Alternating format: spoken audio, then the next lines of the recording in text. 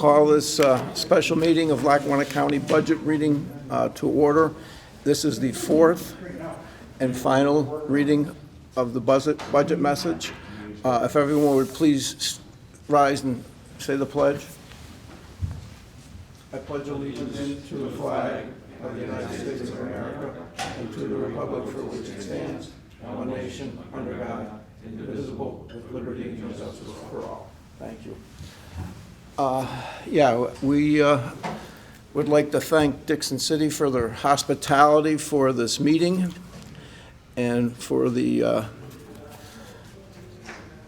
ability to put a voting ballot box in their building. It has worked out really, really well for us, and according to the borough manager, it's worked out really well for the citizens up here. On that note, I'll turn it over to Chief Jeffers for the budget. Thank you, Mr. Chairman. The 2020 Lackawanna County budget funded accomplishments in its budget's message. As the calendar changed from January 2020, a new era in county government began as three individuals took the reins, focusing on chartering a brighter future for residents and municipalities alike. Their unified mission was simple: improve the economic landscape through new and innovative programs that would spur growth and keep the best and brightest here. Along with the new board, something else came to town that had a significant impact on the community: COVID-19. The pandemic brought everyday life as we knew it to a grinding halt. Lackawanna County met the virus head-on. A plan was put into action to safeguard the general public and employees. Operations at the government center never stopped. However, they were handled in a different manner. The county was ahead of the curve in keeping its doors open. In early March, a significant number of laptops were ordered to enable staff to work at home. Pallets of sanitizer, masks, and other PPE supplies were purchased to make sure all buildings were spotless, protecting the essential workers who were on site. Supplies were also distributed to first responders and law enforcement personnel. Various declarations of emergency for the county and courthouse were issued. Drop boxes for row offices and various departments were stationed in the facility's vestibule for people to continue doing filings, paying taxes, and securing legal documents. Plexiglass was installed in several locations in offices system-wide to serve the public. The courts wired several courtrooms with video equipment in an effort to hold trials in a safe environment. Evidence sharing software was also purchased to further cut down on bringing large groups of people into public settings. Off-site jury selection was also done. Recognizing the financial strain of the pandemic put on the residents, the commissioners waived the penalty fees for the county property and library taxes if they were paid in full by the close of business December 31st, 2020. While health and safety were major concerns, the county did conduct normal business of major significance. The 2020 General Obligation Bond Series A, covering 2016 and 2018 borrowings, were refinanced without lengthening the term, saving the county $5.8 million. In addition, 2020 General Obligation Series B bonds refunded 2010 bonds, saving an additional $1.2 million. The savings generated were done without lengthening any terms.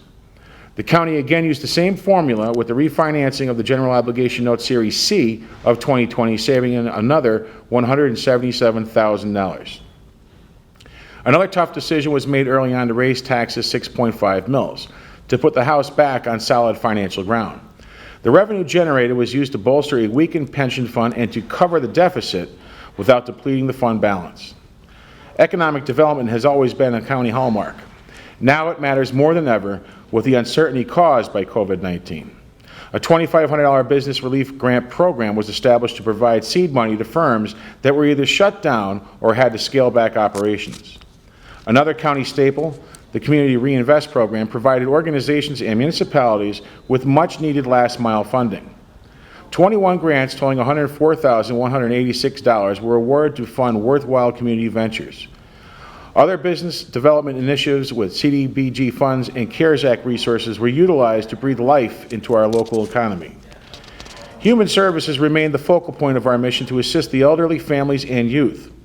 Homelessness has continued to be a major issue both during the pandemic and in general. The department provided shelter and food assistance through grant resources. With individuals losing their jobs, paying rent and/or a mortgage was difficult. A rent mortgage relief program was established to help the elderly, individuals, and families to either pay their landlords or pay their home mortgage. An advertising campaign was developed and various agencies were enlisted to provide help with completing the application. The Area Agency on Aging developed a new tiered senior center arrangement to provide a greater variety of activities. Safety for the residents in our communities is vitally important. To that end, our 911 Emergency Services Center continued to upgrade communication systems and lines. The District Attorney's Office entered into an agreement with the University of Pittsburgh for training and stocking EMTs and other personnel with Narcan to fight overdoses. Protecting individuals on the front lines was accomplished through grants for new bulletproof vests and body cameras.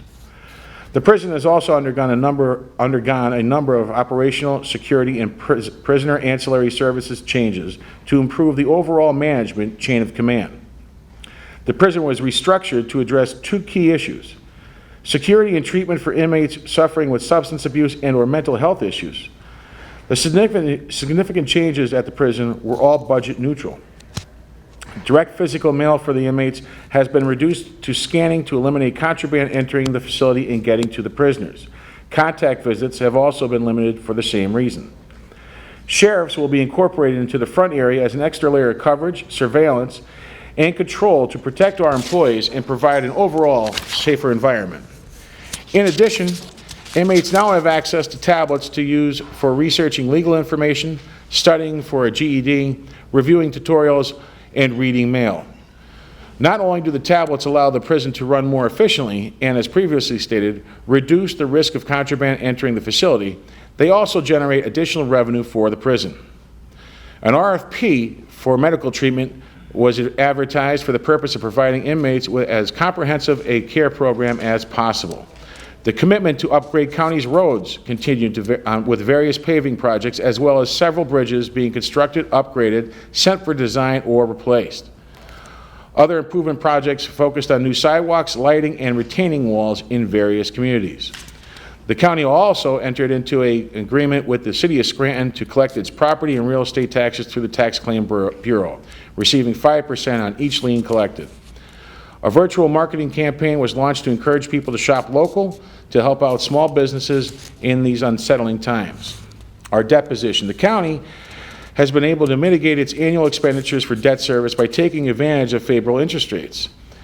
The savings from the refinancings of 2017, 2018, 2019, and 2020 allowed the county, without extending the maturity of any refinanced bonds, to maintain its annual debt service in a manageable range. The county will continue to be diligent when seeking further opportunities to restructure its long-term debt. Our financial policies of Lackawanna County for 2021. In 2021, the administration will again be conservative and demonstrate fiscal responsibility, restraint, and management when addressing the county's financial challenges. The administration will continue its commitment to addressing the constant challenges facing county government on numerous fronts, especially in the area of its workforce. Personnel-related expenses, salaries, wages, and health care, comprise 62.31% of the county's general fund budget, net of tax transfers out. Important features of the budget. The 2021 general fund budget includes no property tax increase. Many man-hours went into the preparation of the county's 2021 fiscal blueprint. Its goal is service to approximately 210,000 residents. The budget also reflects no cuts in programs that our communities and people rely on. The budget also contains provisions for our parks, human services programs, aging initiatives, environment, and spraying for gypsy moths and black flies, while also monitoring for other various viruses. We continue to meet the challenges of an ever-changing society by doing more with less in a fiscally responsible manner. Public input is vital to the budget process and the final approved fiscal blueprint. The budget hearings are a perfect venue for the public to provide commissioners with ideas that they can review and implement. Where possible, to cut expenses further, generate additional revenue, and move resources to other areas. Residents can attend the budget hearings, but space is limited. Please submit questions and suggestions to openmeetings@lackawannacounty.org. The cost to run county government and its various programs is substantial. A prime example is the prison. A great deal of revenue is expended for staff, programs, medical treatment, supplies, and other ancillary services. This is part of our mission. and we will continue to do so as efficiently as possible. Reasons for major financial policy expenditure and revenue changes from the 2020 budget. Due to continued pressure from a shrinking federal and state funding, collectively bargained wage and benefit increases, and rising law enforcement costs, the county's 2021 budget will exceed the 2020 budget. During 2020, the county was able to capitalize on a significant surplus in its debt service fund. Since the county depleted the debt service fund surplus, the county will need to transfer additional funds from the general fund to the debt service fund for 2021. As previously noted, the human services area continues to be the main priority of the programs offered by the county government. In addition to that sector, emergency response, the court system, and other vital functions will comprise the majority of the county's 2021 expenditures. Budget overviews. The 2021 general fund budget totals $138,188,930. The 2021 capital fund budget totals $2,525,000. The 2021 debt service budget totals $20,503,513. The 2021 special purpose funds budget totals $59,235,224. This budget message is respectfully submitted on the 15th day of October 2020 pursuant to Section 1.12-1203 of the Lackawanna County Home Rule Charter. Respectfully submitted by Mr. J. Notarianni, Attorney Debbie Dominic, and Mr. Chris Chermak, Commissioners.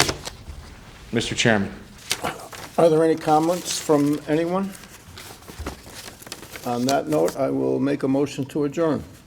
I guess I'll make that motion. You got the public, can I say something? Sure. Sure. That's what I asked. I want to know if the commission has anything to do with these bridges in Elmhurst. You have any say on it? They're talking about replacing it? Yeah. But, you know, I don't know what they're doing, but why don't they just put one alongside of it, then tear the other one down? I heard they were going to tear it down and build it up, more expensive. You can put one alongside of it, like, I helped build a lot of bridges, me and the brother, all over the country, okay? Put one alongside of it, then tear the old one down, even like they did in Harrison Avenue there. You know what I mean? Will it save us anything? Or how long is this gonna be? Okay, I don't know, I don't know, I would assume the bridge is in Madisonville? Right. It's gonna be a nightmare for Madisonville to start with, because you're gonna block it off to start with. Okay, but we got supervisors in Madisonville there, but they're like tunnel blind. I'm a little dumb, but I've been all over the country, okay? And I'm older than all of them. They don't know what to ask for, or what to, you know, whether it could happen or not. But I think it should be. And also, when I was on the school board, I rode through Harmony Hills. I had all the data on all the streets, everything, right? There wasn't one house in there that was a ranch type like mine. At the time, they weren't assessed no more than me. So I think this reassessment we really do need, okay? And I know everybody goes to the farmer's market, but they got rid of the farmers up there in Madisonville, okay? They're gonna eat the internet. But we had to pay taxes all our lives, okay? So, I mean, something should be done someplace there. Of course, I don't have no pension. I don't belong to Scranton or whatever. They wouldn't give me a job 60 years ago because I didn't live in Scranton. But I'm still part of Lackawanna County. But you know what the problem is? We got all these people running. We got a couple of them up on top. Who's going to get there first? I'm going to be the hero. Well, or who runs for president or not. But another thing is, if you had 500 people come to every meeting, whether it's a township, school board, or whatever, and if the majority don't like it, they scare them out of their seats. But it's not run by the majority of the majority. It's run by the majority of the minority, like a school board. You got 9 votes, you got people, 5 of them, they dictate. Instead of work with, like we did when we were on the board, right? You got to work with the people. I'm just a dummy. Ralph D. Antidormi come from a big family, just a dummy. Okay, I just thought I'd holler about, but I wanted to find out about them bridges. If you had any input on that. Some of them we do. If it's a county bridge, we absolutely do, and some we don't.